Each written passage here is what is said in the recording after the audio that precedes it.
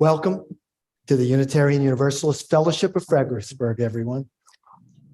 We are situated on the ancestral homeland of the Rappahannock and Potomac tribes, and where enslaved people were forced to work on this very land.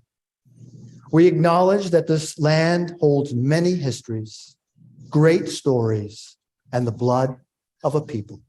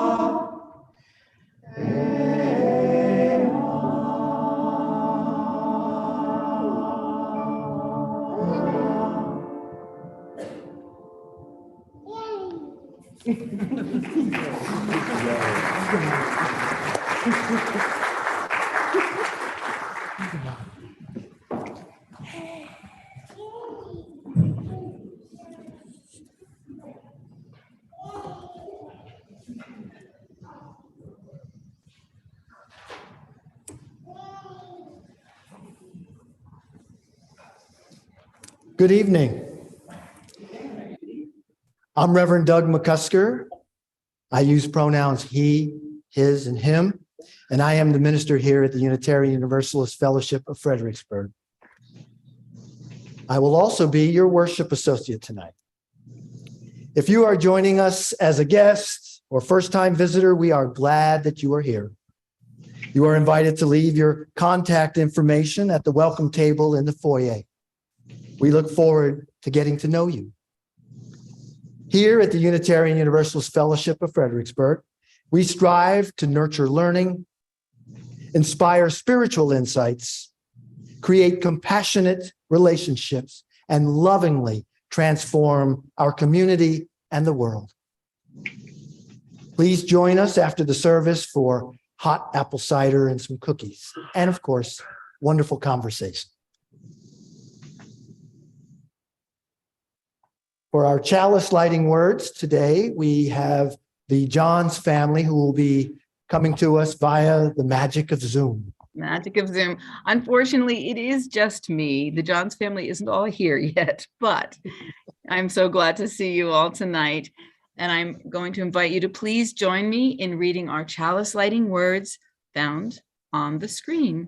And Doug, will you let me know when they're there? Yeah, will you let me know when they're there? Yeah. There we go. All right, great. Here we go, friends. We welcome the coming The day we have waited for. We have realized hope, yet know that hope can never be realized. We commit ourselves to patience, to working to dispel darkness, to working for peace. We commit ourselves to love and to hope. We light this flame as an end, as a beginning, as the symbol of the eternal now.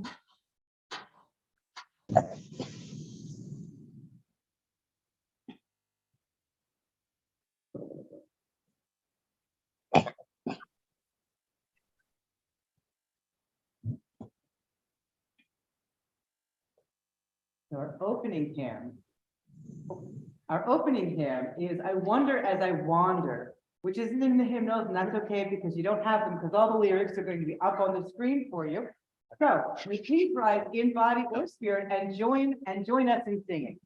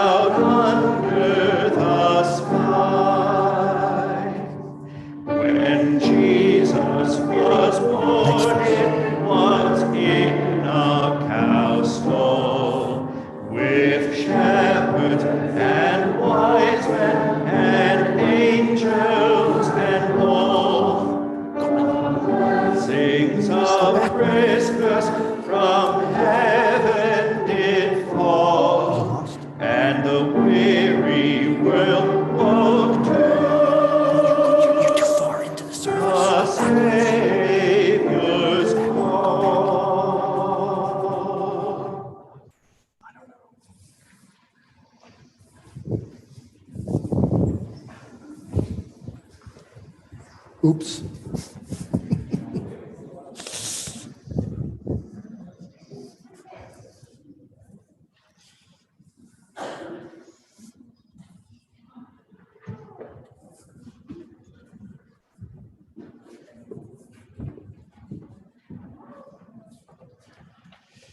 Today is the seventh night of Hanukkah, the Festival of Lights. Hanukkah is a Jewish festival commemorating the recovery of Jerusalem and subsequent rededication of the second temple in the 2nd century before the Common Era. The Talmud says that after the forces of Antiochus IV had been driven from the temple, the Maccabees discovered that almost all the ritual oil had been profaned. They found a single container that was still sealed by the Jewish high priest with enough oil to keep the menorah in the temple lit for a single day. Miraculously, it burned for 8 days. To commemorate this miracle, Jewish people around the world light a candle each day for 8 days, singing Hanukkah songs, playing games, and eating traditional foods. We have several families in our congregation who celebrate Hanukkah. This evening, I would like to ask the Calendar family to come here and light our menorah.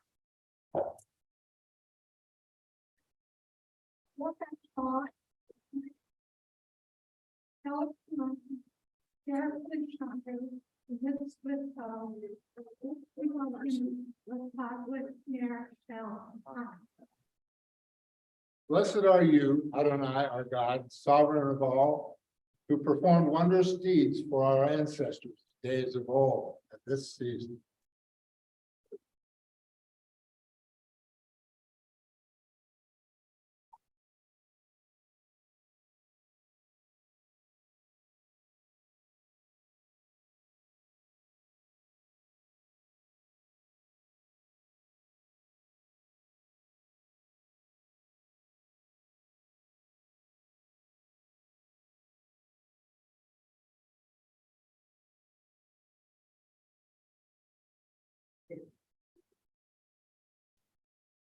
Good evening, everyone. It's time for the story from all ages. Can I invite all the young and young at heart to come up here and have a seat?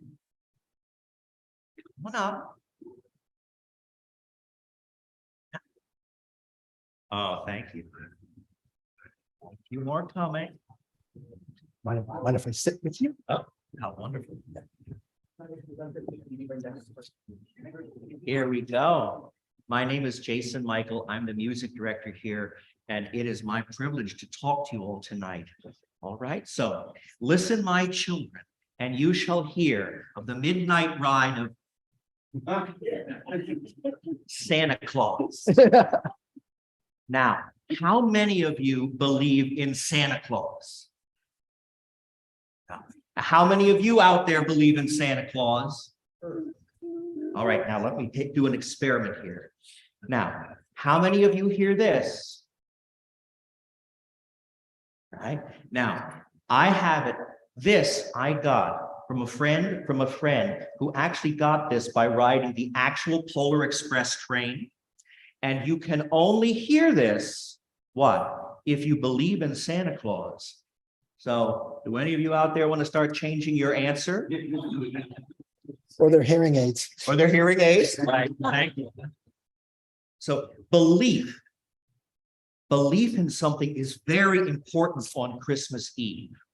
It might be belief in Jesus as the Son of God, if you're so inclined to believe that. It might be belief in Santa Claus. It might be belief in the magic of Christmas. This is a story about a little girl who was losing her belief when she was 8 years old. This is a true story. Now, her name was Virginia O'Hanlon. What's that? You're 8? Okay, so then this is especially important for you, right? Virginia O'Hanlon was 8 years old in 1897, over 100 years ago. And she was losing her belief in Santa Claus. And so she went to her dad and she said, "Dad, is Santa Claus real?" And Dad did what every responsible parent would do. He said, "Go ask the newspaper." You see, adults get very confused about the important things in life. But that's exactly what Virginia did. Virginia wrote to the newspaper. At the time, she was living in New York, and it was called the New York Sun. And she wrote to the staff, at the newspaper. So I'm going to read to you what she wrote and then what the newspaper wrote back to her. Now, like I said, belief is very important, and belief is very important for UUs as well. And we'll talk about that at the very end, okay? So here's what Virginia O'Hanlon, 8 years old, wrote. Dear editor, I am 8 years old. Some of my little friends say there is no Santa Claus. Papa says, if you see it in the sun, which was the newspaper, it's so. Please tell me the truth. Is there a Santa Claus? Signed, Virginia O'Hanlon. The editor, who was a man named Francis B. Church, not a bad sign, really, Church, who was the son of a Baptist minister, wrote back, Virginia, your little friends are wrong. They have been affected by the skepticism of a skeptical age. They do not believe except they see. They think that nothing can be which is not comprehensible by their little minds. All minds, Virginia, whether they be men's or children's, are little. In this great universe of ours, man is a mere insect, an ant in his intellect compared with the boundless world about him, as measured by the intelligence capable of grasping the whole of truth and knowledge. Yes, Virginia, there is a Santa Claus, right? He exists as certainly as love and generosity and devotion exist, and you know that they abound and give to your life its highest beauty and joy. Alas, how dreary would be the world if there were no Santa Claus? It would be as dreary as if there were no Virginias. There would be no childlike faith, no poetry, no romance to make tolerable this existence. We should have no enjoyment except in sense and sight. The eternal light with which childhood fills the world would be extinguished. Not believe in Santa Claus? Why, you might as well not believe in fairies. You might get your papa to hire men to watch in all the chimneys on Christmas Eve to catch Santa Claus. But even if you did not see Santa Claus coming down, what would that prove? Nobody sees Santa Claus, but that is no sign that there is no Santa Claus. The most real things in the world are those that neither children nor men can see. Did you ever see fairies dancing on the lawn? Well, did you? You did? That's outstanding. That's another story.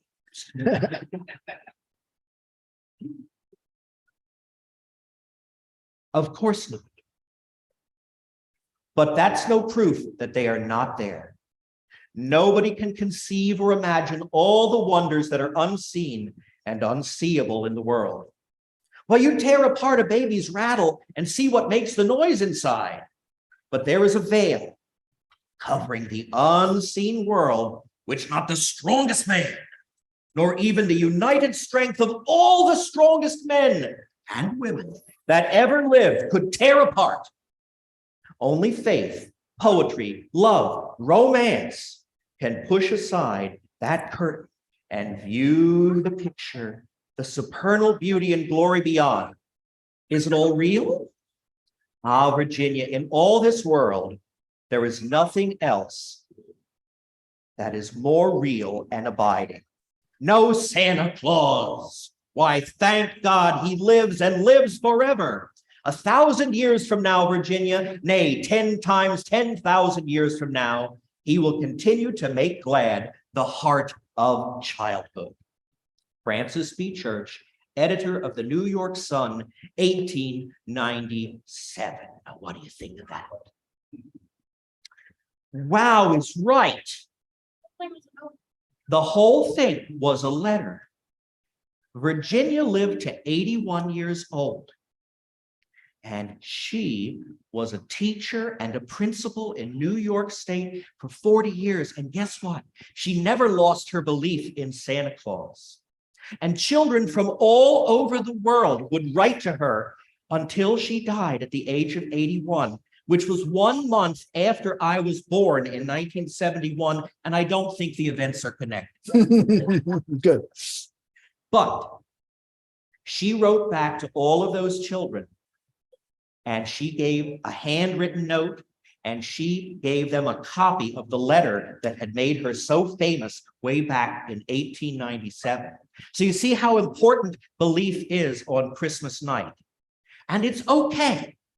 If you want to believe that Jesus is the Savior of the world, that's okay. And if you believe in Santa Claus, that's okay. And if you believe in the magic of winter or the power of the human spirit, that is your belief. It is all okay. And with UUs, even though UUs argue about everything, the two most important beliefs I believe that we have are: we believe in goodness, we believe in fairness. Right?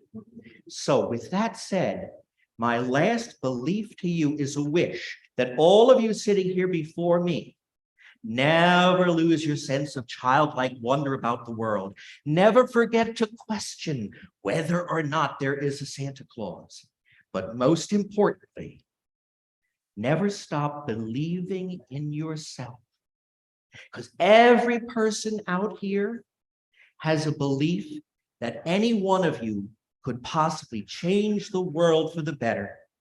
Just like little Virginia O'Hanlon when she was 8 years old over 100 years ago.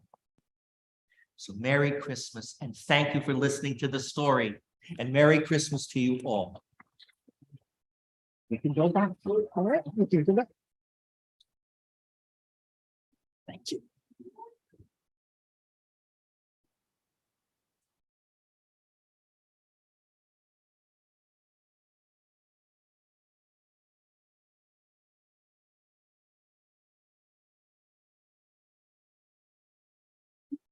Our first reading this evening comes from the Gospel of Luke, chapter 2, verses 1 through 7.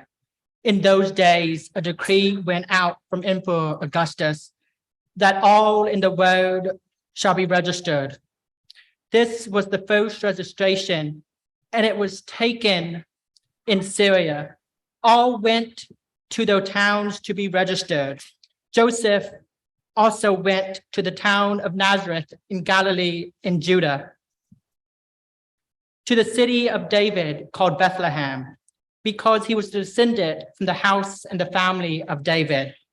He went to be registered with Mary, to whom he was engaged and who was expecting a child. While they were there, the time came for her to deliver the child. And she gave birth to her firstborn son, and wrapped him in bands of cloth, and laid him in a manger, because there was no place for them in the inn.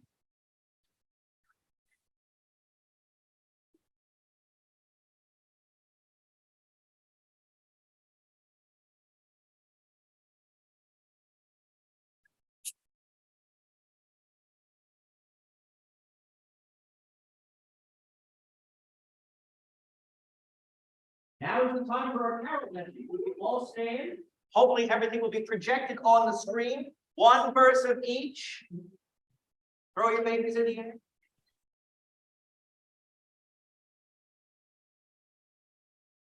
Hopefully then. Here we go. Hi.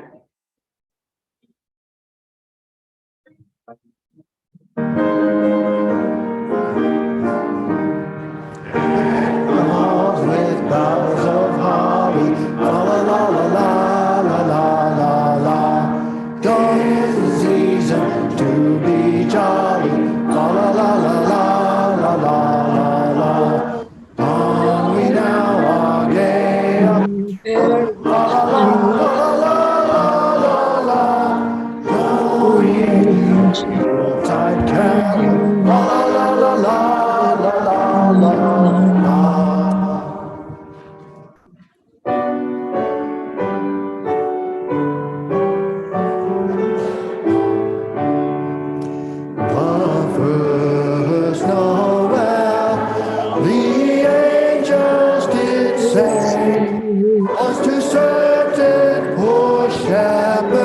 fields as they lay, in fields where they lay keeping their sheep on a cold winter's night that was so deep.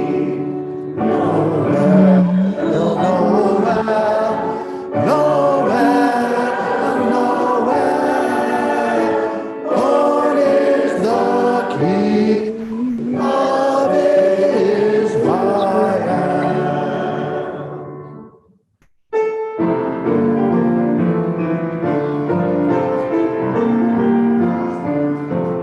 Go tell it on the mountain, over the hills and everywhere. Go tell it on the mountain that Jesus Christ is born. While shepherds keep their watching, o'er silent flocks by night, behold, throughout the heavens there shone a holy light. Go tell it on the mountain, over the hills and everywhere. Go tell it on the mountain that Jesus Christ is born.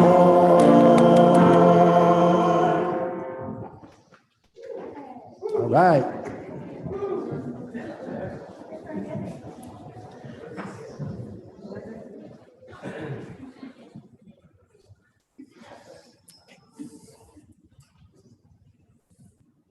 Our second reading this evening is Luke 2, verses 8 through 18. In that region, there were shepherds living in the fields, keeping watch over their flock by night. Then an angel of the Lord stood before them, and the glory of the Lord shone around them, and they were terrified. But the angel said to them, "Do not be afraid, for see, I am bringing you good news of great joy for all the people. To you is born this day in the city of David a Savior, who is the Messiah, the Lord. This will be a sign for you. You will find a child wrapped in bands of cloth and lying in a manger." And suddenly there was with the angel a multitude of heavenly hosts, praising God and saying, "Glory to God in the highest heaven, and on earth peace among those whom he favors." When the angel had left them and gone into heaven, the shepherds said to one another, "Let us go now to Bethlehem and see this thing that has taken place, which the Lord has made known to us."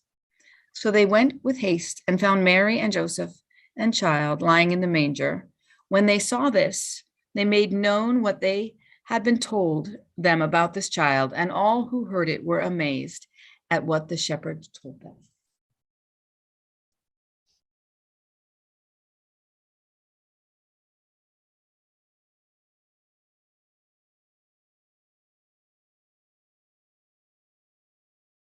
The ministries of this fellowship continue to wholly depend on the generosity of spirit from our friends and members.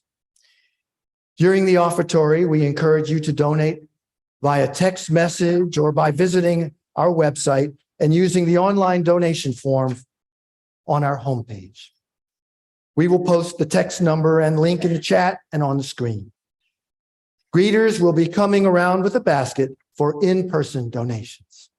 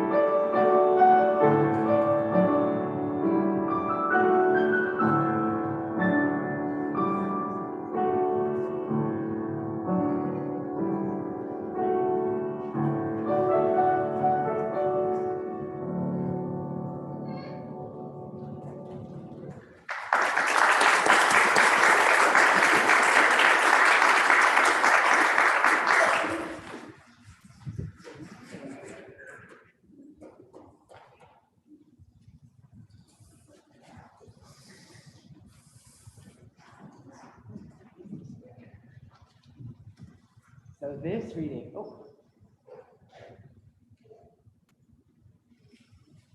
So this reading comes to us from the book of Matthew, chapter 2. In the time of King Herod, after Jesus was born in Bethlehem of Judea, wise men from the east came to Jerusalem asking, "Where is the child who has been born King of the Jews? For we observed his star at its rising and have come to pay him homage." When King Herod heard this, he was frightened, and all Jerusalem with him. And calling together all the chief priests and scribes of the people, he inquired of them where the Messiah was to be born. They told him, "In Bethlehem of Judea, for so it has been written by the prophet. And you, Bethlehem, in the land of Judah, are by no means least among the rulers of Judah, for from you shall come a ruler who is to shepherd my people Israel." Then Herod secretly called the wise men and learned from them the exact time when the star had appeared. "Go and search diligently for the child, and when you have found him, bring me word, so that I may also go and pay him homage." When they had heard the king, they set out, and there ahead of them went the star that they had seen at its rising, until it stopped over the place where the child was. When they saw that the star had stopped, they were overwhelmed with joy. On entering the house, they saw the child with Mary, his mother, and they knelt down and paid him homage. Then, opening their treasure chests, they offered him gifts of gold, frankincense, and myrrh. And, having been warned in a dream not to return to Herod, they left for their own country by another road.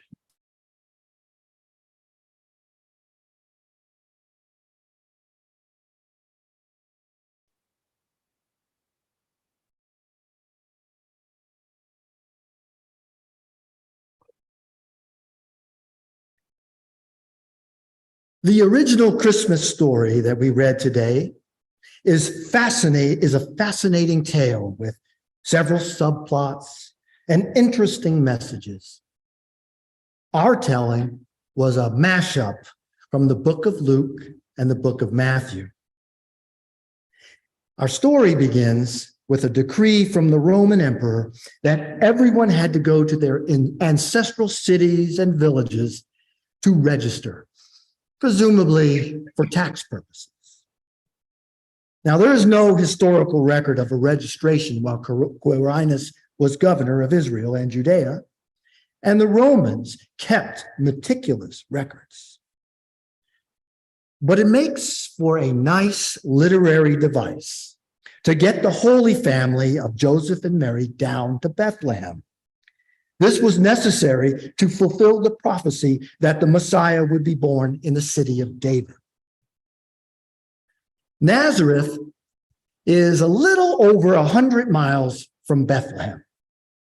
It takes about 2 hours in light traffic to make the trek. But 2,000 years ago, it took 4 to 5 days of traveling on foot or on the back of a donkey.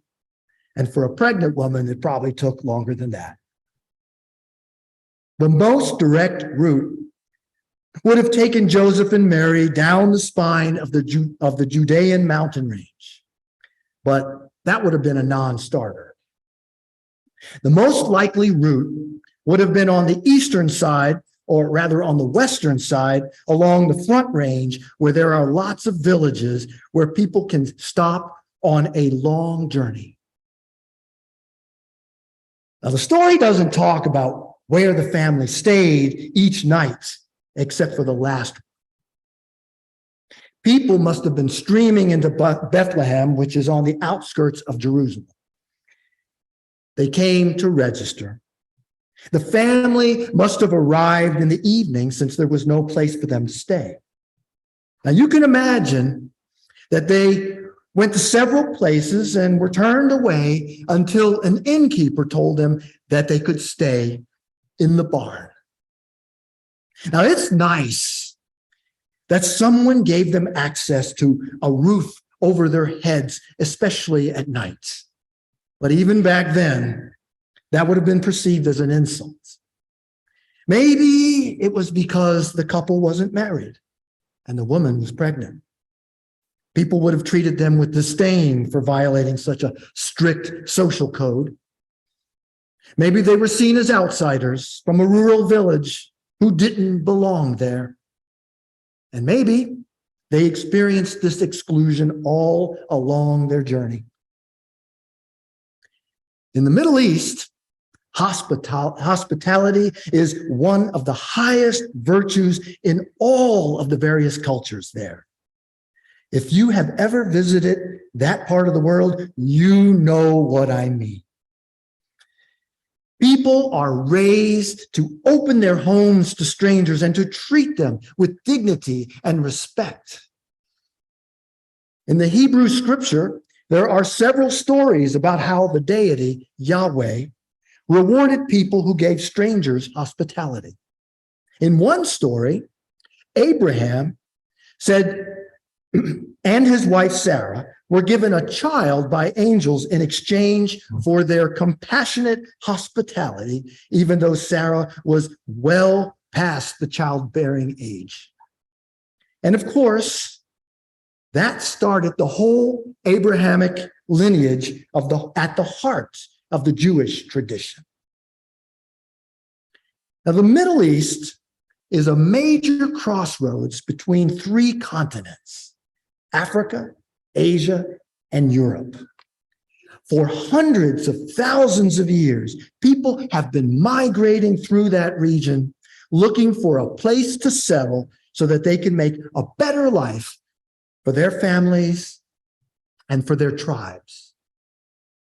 When the Homo sapiens came out of Africa, they traveled through the Middle East. Some went north and west into Europe. Some went east into Asia, and even all the way to the Americas. And when the Mediterranean Sea burst through the Dardanelles and flooded the Black Sea, people came south through the area to escape the rising waters.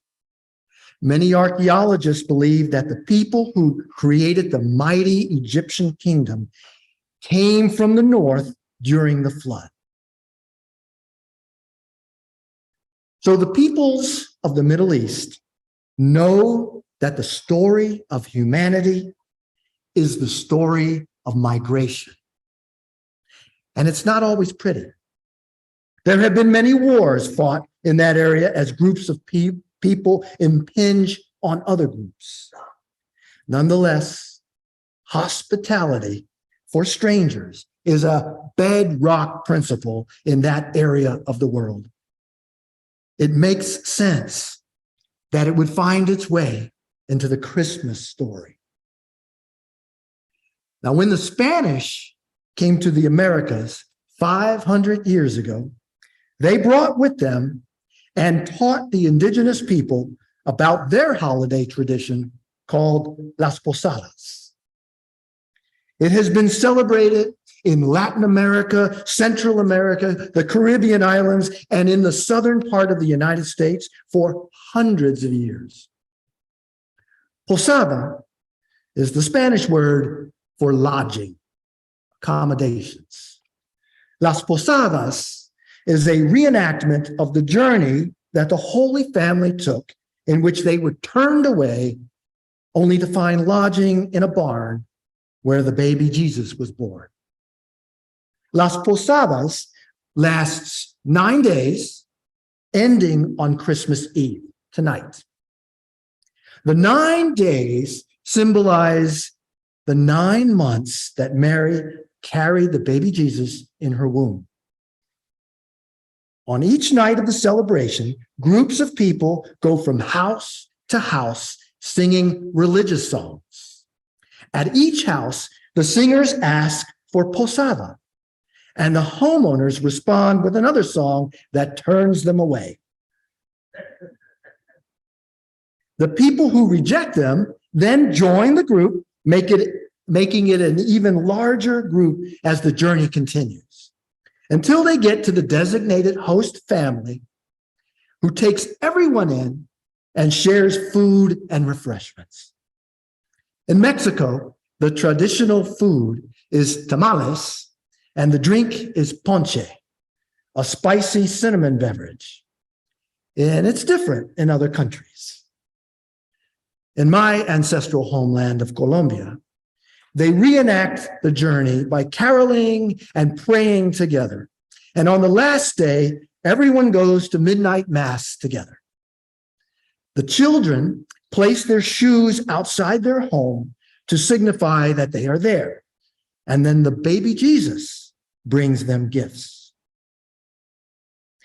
There are variations throughout Latin America, but the central theme is always about finding a place for the stranger, a place in your heart and in your home.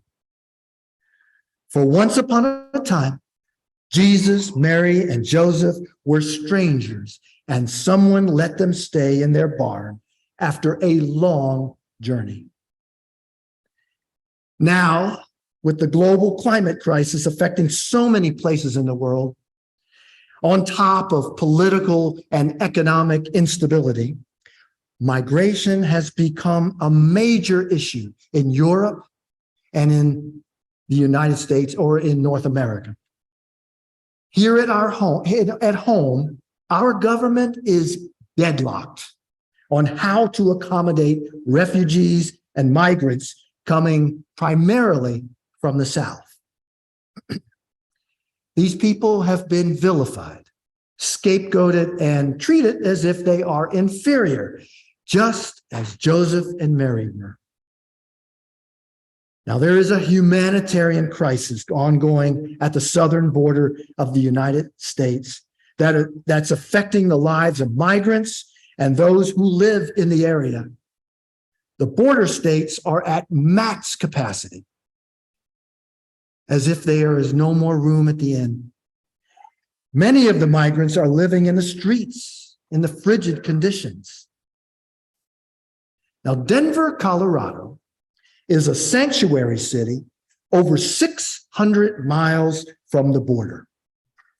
Now, recently, the state of Texas has been putting people on buses and sending them to Denver, just as they are doing to Washington, D.C., New York City, Chicago, and many other sanctuary cities.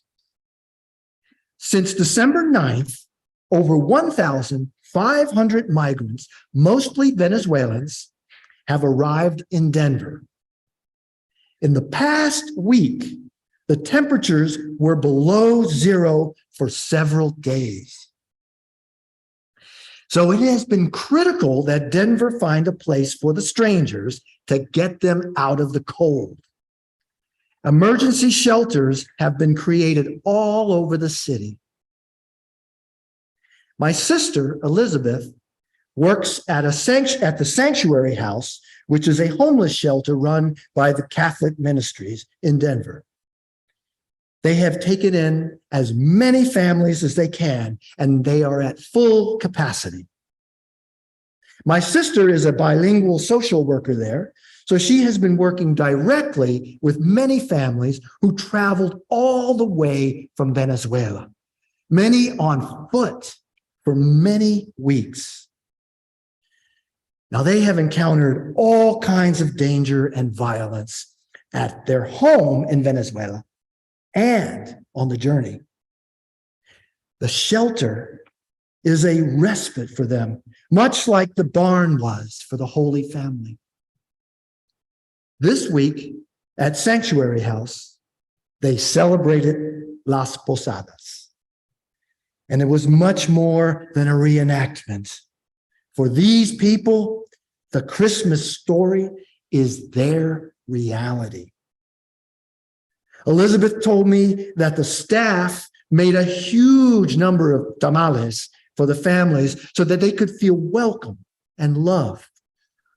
Everyone sang songs together and formed an instant community. People in Denver donated gifts for the children and warm clothing for everyone. And isn't that the real message of the Christmas story?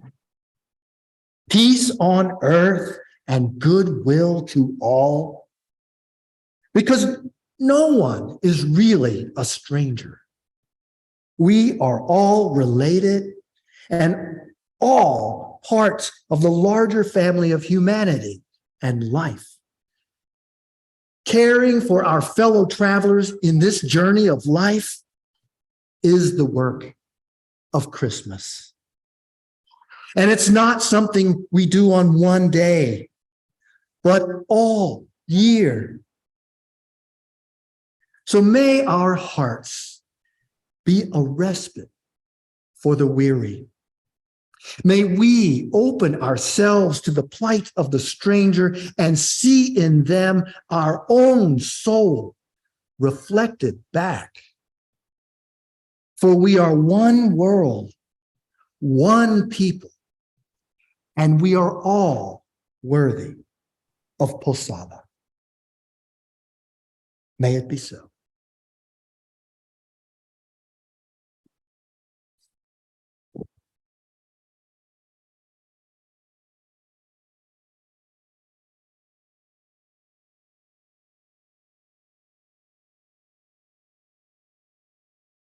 Here we go.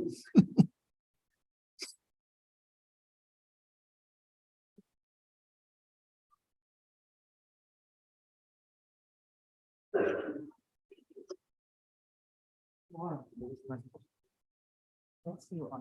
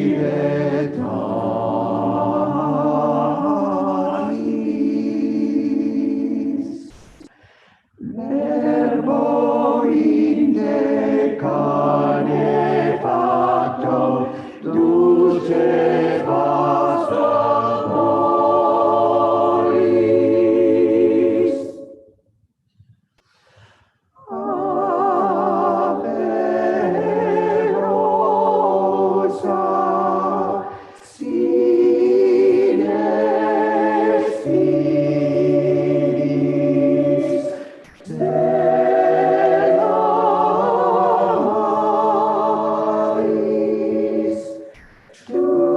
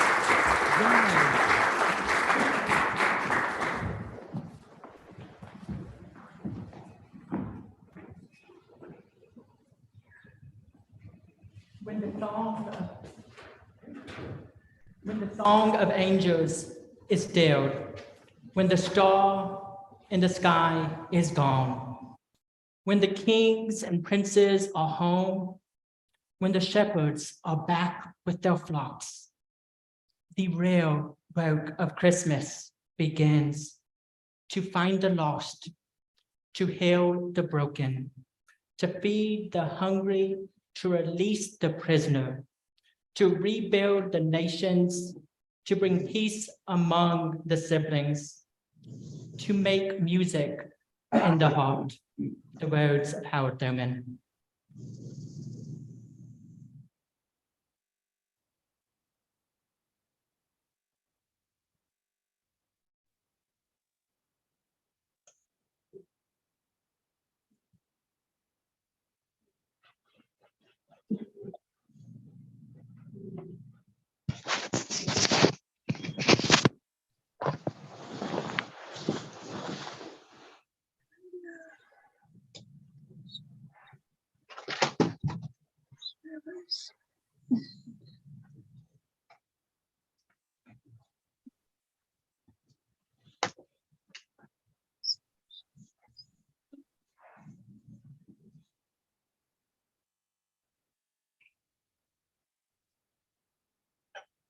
So we have come to our point in the service tonight for us to light our candles together as a community, dedicated to spreading the light of love, hope, and goodwill in the world. For those of you here at the fellowship, I will get us started. Roddy and I will get us started, and then we will spread the fire from my candle to yours. As the flame is passed, only tip the unlit candle. The one carrying the fire and hot wax remain upright. Now, those of you on Zoom, I invite you to turn on your video cameras now, but please keep your microphones muted. For a better effect, I recommend that you select gallery view and a full screen. Now, please light your candle or turn it on. Carefully turn off the lights in your room so that the only light is your candle. As we pass the light, we will begin to sing Silent Night, played by Bruce Callender. As has been our tradition for some time now, Bruce will lead us in singing Silent Night, although this year we have a little twist. We will be singing it in 3 languages. I invite all those present here at the fellowship to rise in body or spirit as you are able, and either sing or hum along as Bruce's background singers. And those out on Zoom are invited to sing with your audio muted. The lyrics will be displayed on the screen.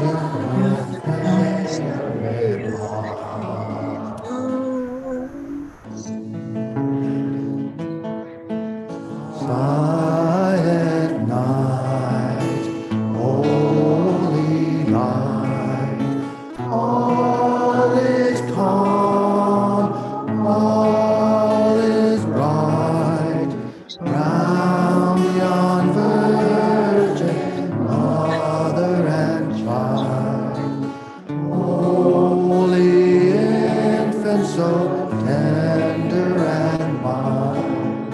Sleep in heavenly peace. Sleep in heavenly peace.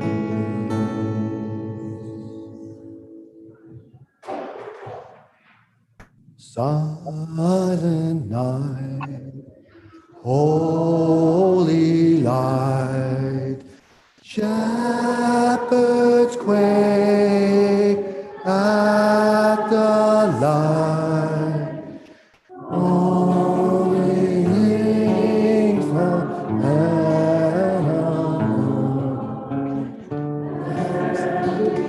Oh, sing hallelujah. Christ the Savior is born. Christ the Savior is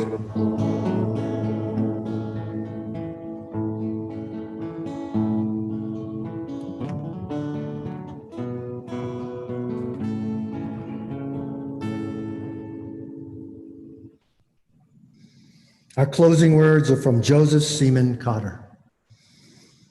I am so tired and weary, so tired of the endless fight, so weary of waiting the dawn and finding endless night, that I ask but rest and quiet, rest for the days that are gone, and quiet for the little space that I must journey on.